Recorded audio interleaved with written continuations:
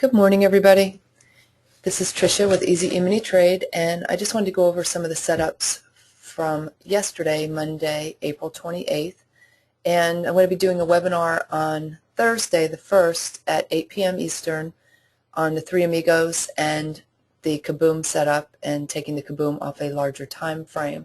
So if you're interested, go to my site and click on the webinar tab and you'll get all the information there.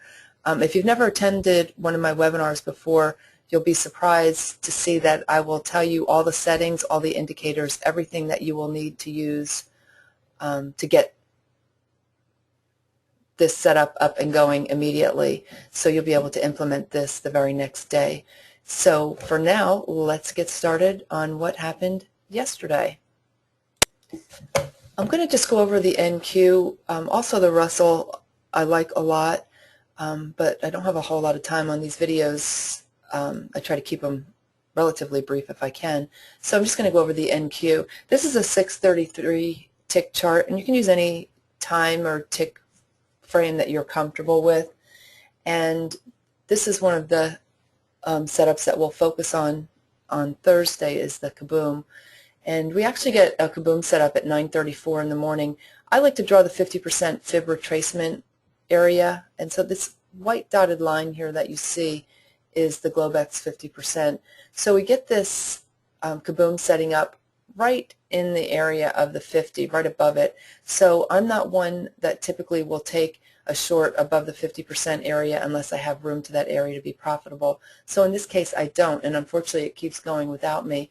So then I have to drill down to the smaller chart and look for an entry, and I'll show you that in just a minute. I was able to enter off my 1-point range chart using a different setup, but the larger chart is nice, especially in the type of environment that we've had, because we've had some strong, powerful moves that just keep going, and once you're in, you can just keep trailing your stop.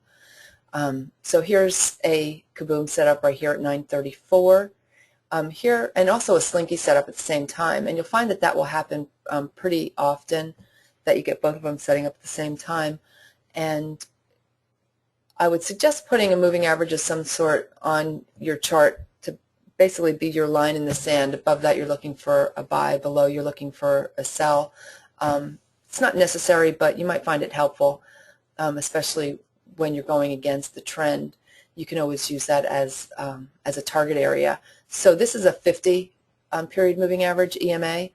You can use a 30, you can use a 90, again, whatever you like. If you trade with the Ichimoku, you can use the Kijin line. That's what I like.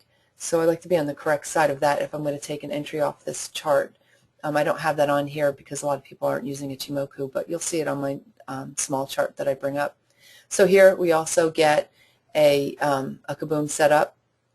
It's a little earlier here in this general area here under our super trend stop. This is the bar that gives us the slinky setup, and again, just like on the way down, on the way up here we'd wind up taking a buy into the 50%. So I had no trouble slicing through on the way down, but I still can't break my rule and take this as a buy. So unfortunately I don't take this, and I wind up having to take it after the news comes out at 10 off the smaller chart. And again, I'll show you that in just a second. Here, another Kaboom setup. Now, with the moving average being below us, and we're looking to take a short against the trend, you could always use that moving average as your general target area. So you can determine how much space you have, because the thing about a moving average is when price moves away from it and creates a lot of distance, it's going to find its way back to that moving average. Obviously you don't know when, but it always returns to the moving average. And here at 11:11, this one was a nice setup. This was a slinky, and this actually set up below the 50%, so that was a really nice one. So I didn't have to take a short above the 50. And of course it could have sucked me in just to bounce back above the 50 like a failed breakdown attempt, but it managed to continue in that direction. So let's look at it on a 1-point range chart, and I'll show you the setups that that you could take off of that if you were not interested in trading off the larger chart. Larger chart does require a larger stop, but also larger targets, which is nice. Okay, so this is a 1-point range chart on the NQ, and if you find the chart that you typically trade off of, if the environment is very fast, meaning the bars are forming very quickly or price is moving too fast, you can always trade off a larger chart. So keep that in mind. So as I mentioned on the chart I just showed you on the 633, I did not take that short at 934 because I didn't want to take it into the 50% area. Here you can see the 50% is right here. So looking for something once it breaks that area. Here's the close from Friday, and you can see that we have a brief consolidation there, not very much, but we get a pause there in an area where we would expect it. So I do have the Ichimoku on this chart, and I draw a line of support under these bars here that are holding this close area, and this is where the Chico line is forming at that time. So what I'm looking for is I'm looking for the Chico line to break that area of support that I drew and then get in under the bar that closes under this white line when that Chico line breaks that white line. So this would be the bar that I get in under, and then away you go. You can ride it all the way down after you get your targets. I like to take 2/3 off at my first target, and then my stop gets moved to a tick better than my entry, and then I have a third to trail. And then I use the super trend dots typically to trail with. It's up to you. If there's so much argument whether all in, all out, trail, don't trail. It's a preference, so you decide. So after this move lower, you'd expect that we have to have a larger retracement or a consolidation. And don't get caught up in just looking at one chart. Look at it on a larger time frame so you can get a clearer view of the overall environment. So after a move like this, you're looking for a bigger retracement or a consolidation. So we get our consolidation here. Next thing I'm willing to do is I'll take a trade in either direction provided that I've got room. So we consolidate, so we could look for a breakdown under this area here, or we can look for possibly a breakout above the close area. Just keep in mind that 50 is there. I don't trade around news, so we had news at 10, so there wasn't really anything that I could do there that fit my plan. So again, it just depends on what your trading plan calls for. So after the news, let's just get past that. Okay. So news comes out at 10.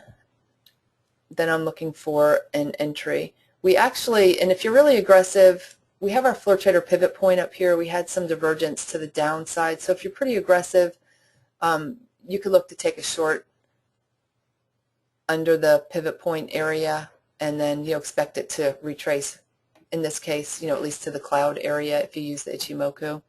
And that would be a very aggressive entry.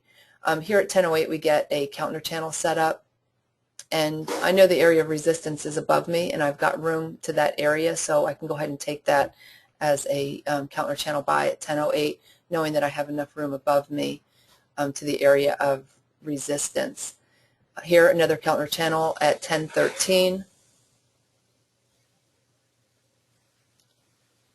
and it's setting up above the area of resistance, so I'm okay with that, willing to give it a shot. And if you trailed that on any portion of your trade, you would have been stopped out like with 8 points, not 8 ticks but 8 points. The first target for me on the NQ was always 8 ticks unless I'm trading off a larger chart. So trailing that worked out nicely for anybody who trades in that way. So here you can see that we're consolidating. So in this area you can see we're consolidating. So we would be looking for either a breakout to the upside or something to the downside. So what I was looking for is I was looking for when the Chico line came out of the cloud here, and then looking for a breakdown under that area. And at the time this is what it looked like, and this was the bar where I've got this arrow that was forming at the time when that Chico line was breaking through the cloud. But then it popped right back, the price bar popped right back above that white line. So then what I do is I take that white line and I move it under the low of that bar right here. So then I'm looking for the Chico line to break the white line again, and then looking for a close under, there we go, a close under the white line, and that was right here at 1037. And so then you'd be expecting price to find its way down to the area of support, which it does. And lots of Chico line breakdowns and breakouts yesterday, and we get them a lot when price is moving strongly and we're looking for a way in after it decides to take a break and consolidate. I do better using the Chico line for the breakouts and breakdowns. You can just use a price breakdown or breakout, but if you use the Chico line, you'll find very often that it just doesn't break, and if you're using price only, it does. So then you find yourself getting in, and then it bounces or retraces, and it stops you out. Here we actually have a Keltner channel and the Chico line breakdown at the same time, and so we're already in here on this blue line, and then we get a 3 Amigos set up here that actually was a no trigger, but like I said, we were already in from back here. So again, able to get more than we more than just the first target if you trail on that. And not looking for a Keltner channel setup. We actually get one here, but I'm not really looking for it because it's setting up in an area of junk. Like when I look to the left over here, all I see is our price bars. So that would lead me to believe that I'm not going to probably get much of a follow through out of it. And if it decides to take off, then I can look for another way in. And here we actually took a Chico line breakdown on that. Or you could have entered in off that 633 tick chart that I mentioned. I showed you at 1111. It went on to work out pretty well if you're able to get in. This is above the 50%, so this is a tough spot. So I have to let it go and break the 50% and then look for a way in. And so we get that here. Chico line breakdown here. Price consolidates. I draw my line. This is where the Chico line breaks down.